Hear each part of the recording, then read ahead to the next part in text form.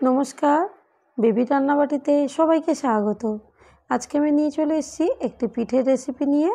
আর বানিয়েছি আজকে আমি তেলের পিঠে। রান্নাঘরে থাকা কিছু অল্প উপকরণ দিয়ে এই শীতকালে আপনিও বানিয়ে নিতে পারেন এরকম তেলের পিঠে, যেটা বাচ্চা থেকে বড় সবাই কিন্তু ভীষণ পছন্দ করবে। চলুন তাহলে দেরি না করে এই তেলের পিঠে কিভাবে তৈরি হয় সেটা আমি আজকে আপনাদের সাথে শেয়ার করব। তার জন্য প্রথমেই আমি নিলাম এরকম চা কাপের 2 কাপ ময়দা। ময়দাটা দেওয়ার পরে দিয়ে দেবো 1/2 কাপ আটার গুঁড়ো, তারপরে দিয়ে দেবো চালের গুঁড়ো, এরপরে দেবো 1/2 কাপ সুজি, সাথে দিয়ে দেবো স্বাদ অনুযায়ী লবণ। এরপরে আমি তৈরি করে নেব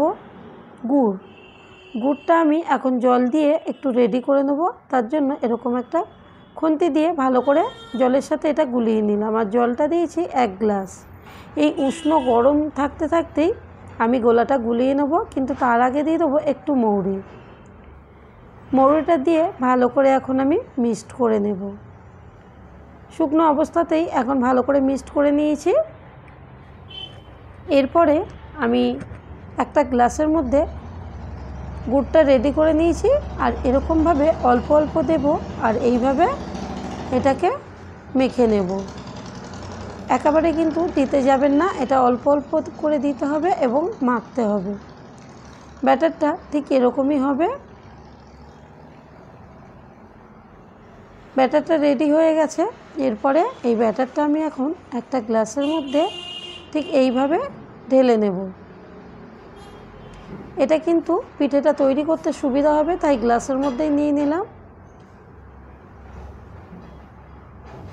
গ্লাসের মধ্যে নেওয়া হয়ে গেছে। এরপরে আমি একটা কড়ার মধ্যে কিছুটা তেল গরম করতে দিয়েছিলাম।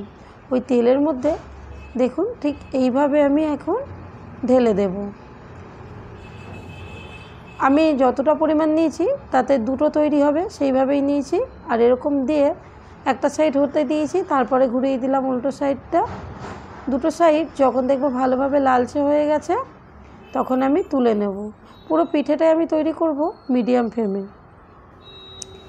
তেল ঝরিয়ে ভালো করে আমি তুলে নিলাম।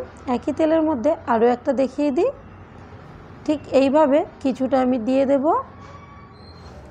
তারপরে হতে দেব কিছুক্ষণ। একটা সাইড হয়ে গেলে ঘুরিয়ে দিলাম উল্টো সাইডটা। এটা কিন্তু খুবই কম সময়ে এবং খুব সুন্দর লাগে পিঠেটা খেতে। আপনারাও বাড়িতে অবশ্যই একবার বানাবেন। আর আমি যেরকম মাপে দেখিয়েছি ঠিক সেরকম মাপে তৈরি করবেন। একদম এরকমভাবেই কিন্তু সবগুলো তৈরি হবে। দেখেই বোঝা যাচ্ছে কত সুন্দরভাবে ফুলে গেছে এবং সুজির দানাগুলো বেশ সুন্দর লাগছে দেখতে। তাহলে রেডি হয়ে গেল তেলের পিঠে। আমি এখানে একটা ভেঙেও দেখিয়ে দেব। তার জন্য একটা প্রথমে পিঠে আমি তুলে নেব। এটাকে আমি 2 আধখানা করে এখন আপনাদেরকে দেখাবো। গাটা একদমই লালচে করে এরকমভাবেই ভেজে নেবেন। এইভাবে 2 আধখানা করব। আর ভিতরটা দেখেই বুঝতে পারছেন যে কতটা জালি জালি ভাব হয়ে গেছে। এটা ভিতর থেকেও কিন্তু পুরোপুরি তৈরি হয়ে গেছে। আর জালিটা দেখেই বুঝতে পারছেন কত সুন্দর লাগছে। তাহলে এইভাবে তৈরি করে নিতে পারেন তেলের পিঠে। কেমন লাগলো রেসিপিটা সেটা কমেন্ট করে জানাতে ভুলবেন না। ভালো লাগলে লাইক, কমেন্ট এবং শেয়ার করবেন। চ্যানেলটা সাবস্ক্রাইব করে রাখবেন। দেখা হবে পরের কোনো রান্না নিয়ে। ততক্ষণে ভালো থাকবেন, সুস্থ থাকবেন।